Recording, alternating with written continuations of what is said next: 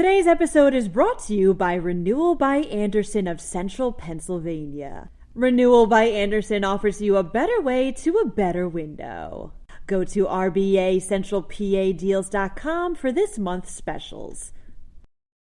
For the second time in as many weeks, Temple University students were robbed at gunpoint in their off-campus home.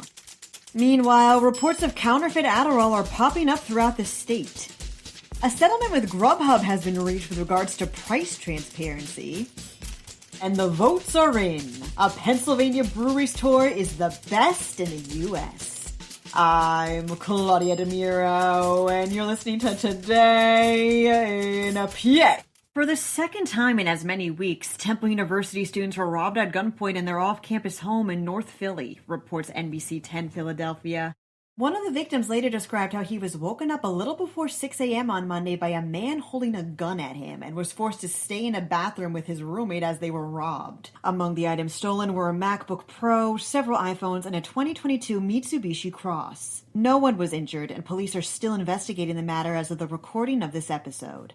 Reports of counterfeit Adderall are popping up in over 25 states, Pennsylvania included, reports Fox 43 News. There's currently a nationwide shortage of prescription mixed amphetamine salts, which are commonly referred to as the brand Adderall, causing people to find alternatives, mainly online.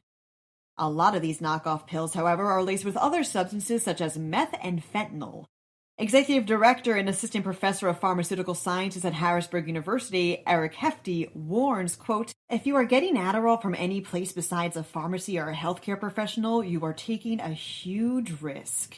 State Attorney General Josh Shapiro announced yesterday that a settlement has been reached with Grubhub regarding price transparency in the app, states ABC 27. The Attorney General's office conducted an investigation into price discrepancies between what was listed on the app versus at the restaurant itself. It was found that customers were sometimes charged more ordering through the app than they would have been if they ordered from the establishment directly. On top of that, the investigation also found how Grubhub was using route numbers and undisclosed partnerships with third-party websites, which undermined a customer's ability to look around and compare prices.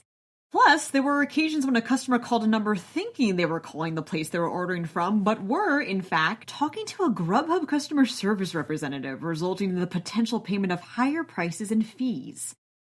The company will pay $125,000 in donations to various food banks throughout the state and add new disclosures to their app and website as part of the settlement. Says Shapiro, quote, "Online food delivery platforms can be very convenient, but consumers deserve transparency so they can make informed decisions about whether to place an order." USA Today readers cast their votes about which brewery tour was the best in the U.S., says PennLive. And for the second year in a row, Trogs has taken the crown. The 10 Best Readers' Choice Awards once again placed the Hershey-based brewery in the #1 spot and features what co-founder John Trogner calls guides who are, quote, "super passionate about our beer and love explaining why we do things the way we do here at Trogs." Cheers to that.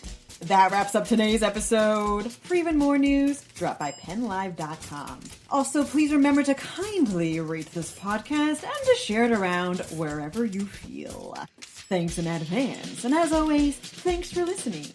I'm Claudia Dimuro, and I'll be back again tomorrow for another round of Today in a PA.